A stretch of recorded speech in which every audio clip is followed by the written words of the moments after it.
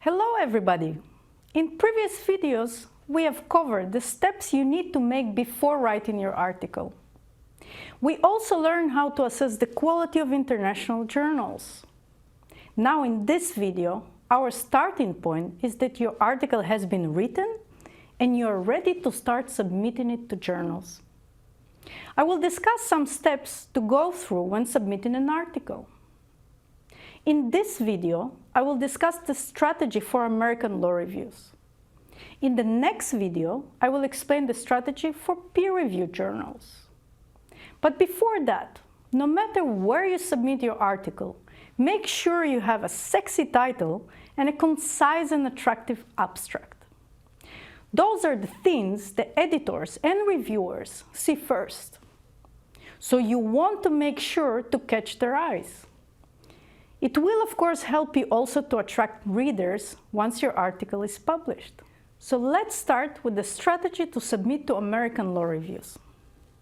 As I have mentioned in one of the previous videos, except for a few top law reviews, you can submit simultaneously to dozens of law reviews. Espresso is one platform which allows you to submit your articles to many American law reviews at the same time. Check with the Sanders Library whether the Erasmus School of Law has an account in this platform. If yes, the submissions are for free for you, and this is why you probably should start with this platform. In this platform, there are usually two periods of submission during the year, February and August. Some law reviews in which you might be interested might not be on Espresso. Those law reviews will then offer an individual submission option or through Scholastica, which is another submission platform. You can check for this information on the website of the law school to which the law review belongs. Ask the Sanders Library if the Erasmus School of Law has an account with Scholastica. If not, but you still really want to submit to some law reviews through this platform, you will probably need to pay yourself. You can find the links to Espresso and Scholastica in the text below this video.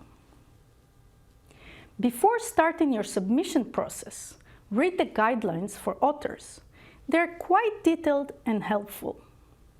In the submission process to law reviews, you might need to submit also your CV. In any case, provide a small biography information about yourself, for example, in the title page if one is requested. Try to stress important achievements.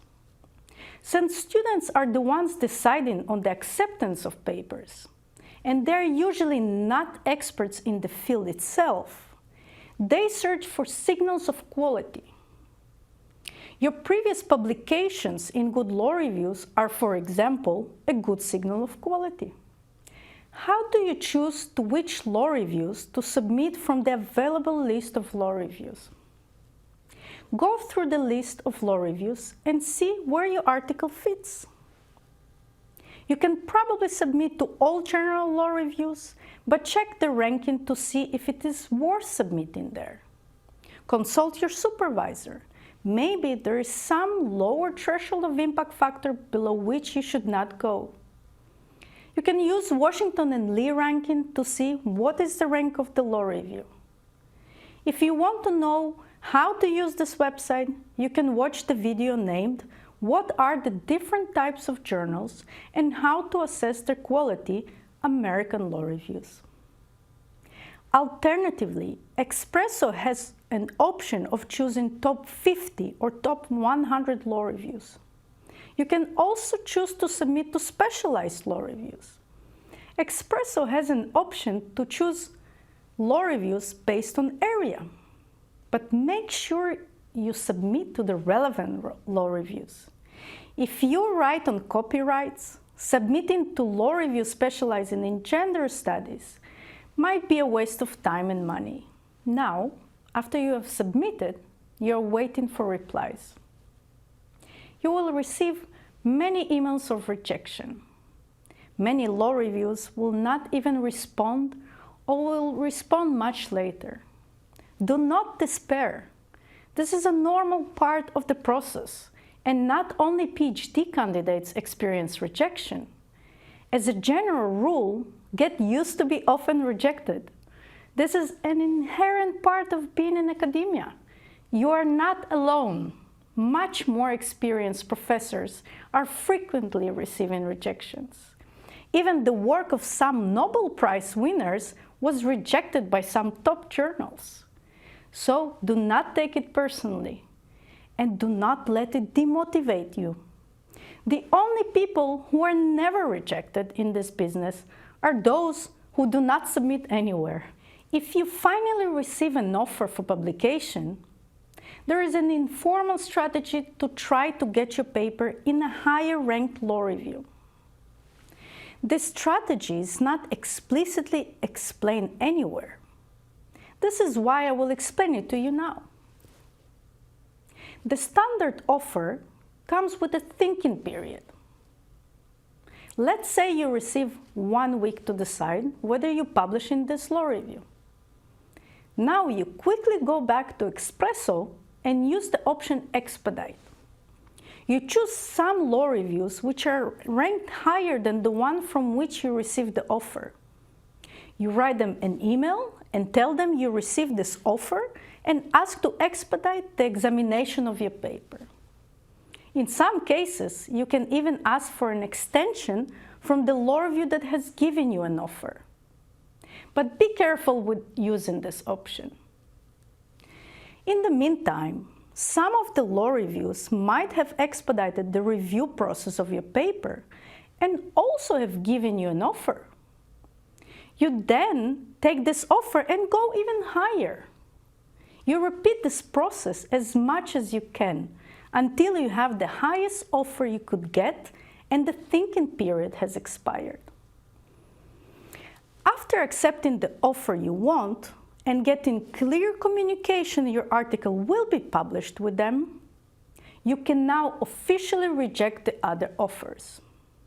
Always be polite and grateful. You never know when you will encounter those people again. Once you know for sure your article is going to be published by the chosen law review, for example, after you have signed a contract with them or receive a different form of commitment, withdraw your submission from those law reviews which didn't yet give you any answer. This is of course not mandatory, but it is a good practice and shows respect to the time of other people. Once you have committed to publishing a law review, you should not let students from other faculties read and evaluate your paper when you have no intention of publishing in their law reviews. How do you decide between equally good competing offers? If the law reviews have close ranking on Washington and Lee website, check also the ranking of the law school on the US News website. You can find the link to this website in the text below the video. Go for the higher ranked law school. Of course, in case of doubt, always consult your supervisor or other more experienced researchers. Another important factor to consider is open access. Some law reviews allow you to upload your article online. Others restrict this option, which means only people who have an account to this specific journal or more centralized sources like JSTOR can access your article. If you have two similar offers, one is open access and one is closed, then go for the open access. Putting your work online gives you more exposure. We have reached the end of this video. I hope with these points in mind, you feel ready to submit your article to law reviews. In the next video, I will discuss the strategy of submitting your article to a peer-reviewed journal. See you next time!